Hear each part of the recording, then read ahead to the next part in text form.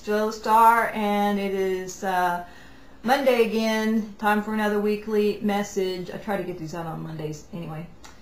Today we are once again here with my co-host. She's sleeping. Well, actually, she's not sleeping. She's listening to every word, I'm sure. Miss Izzy back here on the sofa, on the chair. And we're going to be talking about the coping with the challenges of awakening. This is part 3, and the topic today is the role of a 3D anchor. Now, many of you went through your awakening and you were in a relationship. And unfortunately, or fortunately, I guess it depends on how you look at it, your partner didn't awaken with you. And, you know, you go, wait a minute, why isn't he awakening? So you try to explain things to him, and he's like, or she does, and doesn't work. Time goes on, we begin to get a little resentful that they're not waking up. They become resistant and argumentative, and they try to kind of get us back to where we were, and we're like, no, we don't want to go there. Kids get caught in the middle. It just becomes a difficult, painful situation. Well, unfortunately, you know, we made an agreement with them in the inner life to be our anchor. Many of us have. And in fact, if you're awakening and you're in a partnership, you have a contract with that partner to be your anchor. That's just the way it works. And you obviously thought you were going to need that, and so this soul agreed to do it. Now, their role, not an easy one, because first of all, they're not supposed to be awakening. Their job is to provide stability for you while you awaken and go out there in the ethers, exploring, you know, the spiritual realms. Their job is to maintain your connections with your family, keep, you know, food on the table, maintain stability, balance, focus, nursing you through your health-related issues, providing emotional support as you struggle to keep your sanity and keep it together as you're learning to walk in two worlds. The role of an anchor is not easy. It is tough. They have to fill in all the gaps that you're creating as you kind of disconnect from 3D and move out into these other realms to do this ascension, and your awakening and your ascension.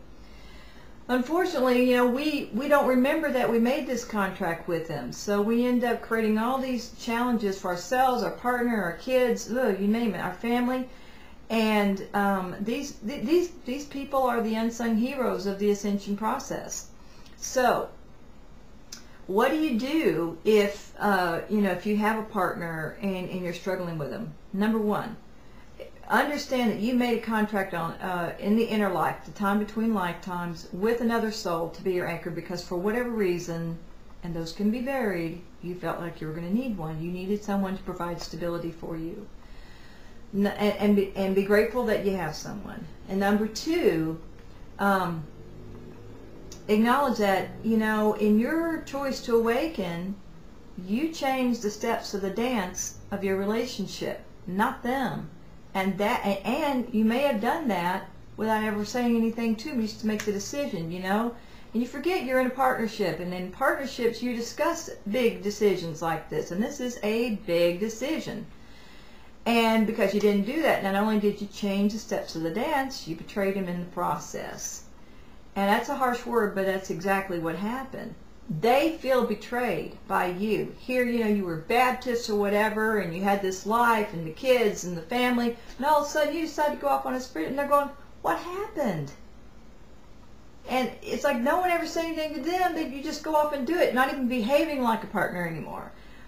And when they say something to you, you say, well, you know, this is spiritual. Like, that's an excuse to break your agreements?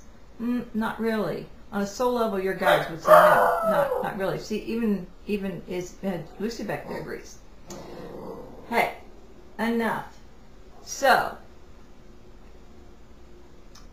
the third thing that you can do is, when you really can feel that and own that and realize you were the one who made the decision to change, not them, you can go and apologize for that and say, you know, I'm sorry that I didn't discuss this with you ahead of time.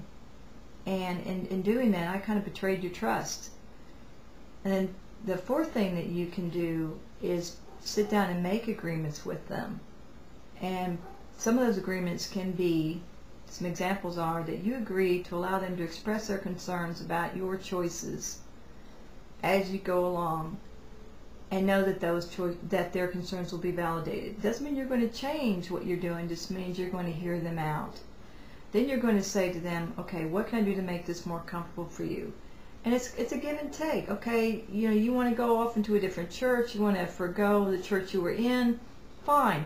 Do something in the partnership that's going to make it worthwhile for them to go through the changes they're going to have to go through and all the explanations they're going to have to give to family and friends because you're doing this. In other words, make this a partnership. Number two, let them know that, no matter what, you're going to love them. And this is about making you a better person. It is not about your beliefs are not going to cause you to leave them behind. But at the same time, if they decide that at some point they can't handle this, that you will release them, and you will do everything to make that transition out of the marriage or partnership as equitable and amenable as possible. So there are other agreements you can add, and it all depends on your situation. But those are things that really need to be there. That way they know you're not forcing anything on them, that they have a right to express their concerns, and that you're going to do something to kind of make it more comfortable for them. Maybe, you'll have a date night once a week, or you'll, go to the football game with them, or something to show them that you want to be in the partnership. So I hope that will help, and this concludes the series, and please feel free to pass it on. I know there's a lot of people out there who are probably looking for these answers, who are struggling right now. And hopefully those of you who are in the Austin area will come to the 2012 Nibiru DNA and You workshop for those of you who are here to be way showers, because it is time to get you ready. Stuff's starting to hit the fan, and you're going to need to be the calm voice of reason out there. Alright, that's April 24th. There's others posted around the country. You can go to the website for the list. And I'll talk to you next week. Bye-bye.